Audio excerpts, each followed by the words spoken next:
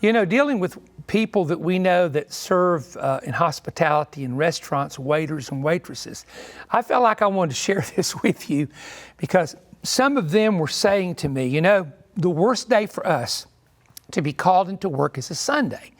And I said, why is that? And they said, because it's normally church people that come in, but honestly, some of them are the worst tippers. Some of them don't even hardly tip at all. They get to talking and, laughing, and they just get up without realizing or leaving a tip. And they said that sometimes we actually ask to have other waitresses or waiters come in for us on Sundays. Now for me as a minister and someone who's a Christian, that is a great, great, great embarrassment, because if you know anything about those of us who attend church or attend revivals or conferences, we like to eat. We like to go out and eat. That's a part of, I guess, a part of who we are. So I always laughed about people wanting to get out of church by 12 so they could beat everybody else to the restaurant. Back in my early revivals that were extended for weeks, some of them were 4 weeks, 11 weeks, 7.5 weeks. The youth, let me just go back in my memory. Northport, Alabama, 1980, the youth group, which had 50 to 100 kids at times, would go to Pizza Hut, Taco Casa, and my wife loves that place, by the way. They put this cheese anyway, don't let me go there because I'll get distracted. Quincy's Steakhouse. And I remember it being young people. Some of them didn't work, some of them didn't have jobs. But everybody would try to leave $1 at least. If there were 20 of us, that would be $20. 30 of us, that'd be $30. Something on the table for the waitress. In 1981, some of those watching this will remember this. The youth, young people, and also some really good friends that are still friends of ours, we would go after the service in the revival, which ended late. The only thing that was open was one burger place and a Pizza Hut. And man, I have to tell you that Pizza Hut, we'd get there sometimes at like 15 till 10, and the people would say, oh no, here comes a group, and they were getting ready to go home. And I felt for the folks, I really did. But in a 5-week revival, if you've only got 2 places to go to, and the youth always want to gather out, some of the people wanted to go fellowship, and we used to do this. We did this every night. There wasn't a night that went by in these revivals that we didn't do this. And of course, it's not great to eat this type of fast food at night. I know that. You don't have to write me about that or text me about that. La Follette, Tennessee in 1984, an 11-week revival. And I want you to imagine this. The only thing open was the pizza place. And by the time we got out, the only thing that remained open was McDonald's. And I can remember Pam and I going and getting, usually it was a burger and French fries, week after week after week after week after church, because it was the only place open. And there were no, the only other place would maybe be a convenience store, and that was basically potato chips. So we know what it is to go out and eat, and we know what the significance of tipping the waitresses or the waiter at a restaurant. So what I want to say is, I remember years ago, I've got to say something to you, and this really burnt a lot of people in the restaurant business, but they come up with a track that was about this big, and when you fold it, it looked like a $50 or $20 bill. So when you came across it, people would say, oh my goodness, I found $20. And it would have a little thing about the Lord and about salvation on the inside. Okay, great to have a testimony track. But you had church people that instead of leaving a tip would leave that on the table for the waitress. Listen, that would turn people off from God. That'll turn people away from the Lord and away from church. And it provoked me. I saw some people pull that one time, and it really provoked me. And back in the day, I probably said some things about that. In the state of Tennessee, the federal tip minimum wage is $2.13 an hour. Let me ask you a question. Could you work 8 hours a day? What does that total to? $20, making $20 a day, 5 days a week, which is $100. Could you live off of that? The answer is no. So waiters and waitresses, those in the hospitality industry, depend upon the tips of the people that they are serving. Now, in other states, the tips are much higher, or the wage is not $2 something. It's $5 to $7 or $10 or whatever an hour plus tips. In some businesses, in some places, they have a tip jar. In other places, they put the tips together and divide them equally. But I will tell you this, that when you go into a place, if you're driving late at night and you go into a place that's open at night and it's not that busy, those night shift people can really suffer if people do not provide for them a tip. Now, Pam and I always try to do and I'm not being personal here to tell you this, but Pam always wants to do about 20% of whatever the bill is, because she has always said these people have to live too. They have to work too. They have families also.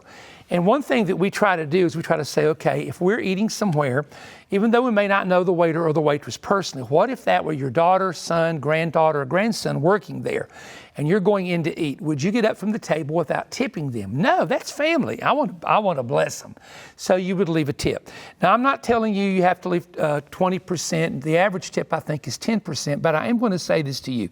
Anytime you go into a restaurant, look at this lady here. This is just a general picture that we have a big purchasing thing that we purchase pictures, so that we don't know who she is. But I want you to think about many of the waiters or waitresses are in school, they're in college. Many of them are single moms. Some of them are working 2 jobs. There are a few that are older. And so I want to just say this to you. I always tell our people when they come to Cleveland, Tennessee, if you're going to go out to eat, and we know you're paying for your room, we know you're paying, you're buying products. Our people love the ministry products when they come, but always represent VOE well and try to give the waiter or the waitress a good tip. And sometimes if we take a group, we really super tip, or we try to. If Pam's there, you're going to get a good tip. I can tell you that for sure. And we've actually had waitresses that were surprised. We did have a waitress one time that we knew that said that the people had come out and eaten and that nobody left a tip. Well, Pam got upset and found out who they were and talked personally to the waitress and to the manager. And she actually went. Now, we're not going to do this at every conference, trust me. So don't be calling saying they didn't tip. But this was someone we knew personally. And she went down there and she tipped all the people that had worked that shift when our people were in a substantial amount of money. She says, this is just not right. So I guess for her and I both, this is one of our little social pet peeves, is that people will eat and someone will serve you. And I know sometimes service can be bad, and I know sometimes the food can be bad. And I've heard people say, well, I ain't giving them nothing because they don't deserve it. Well, sometimes you have a bad attitude at work. What if your boss said, well, I'm not paying you this week because of how you're talking to folks on the telephone? You wouldn't appreciate it and you wouldn't like it. Do unto others as you would have them to do unto you. So in other words, if you were working that job, what would you do? What would you appreciate? So you can never go wrong by having here it is, watch the phrase, spirit of generosity. A spirit of generosity is not just for your family and your closest friends. It is for those that you'll never meet and you never may know them personally. And read Matthew 25, and it will show you that blessing others is going to be a part of your reward at the great judgment seat of Christ. So I just want to encourage you, and I stand up for the waiters and the waitresses across the nation who work hard, and just pray that your restaurant will stay strong and you'll be able to continue your job and the work that you do. God bless you.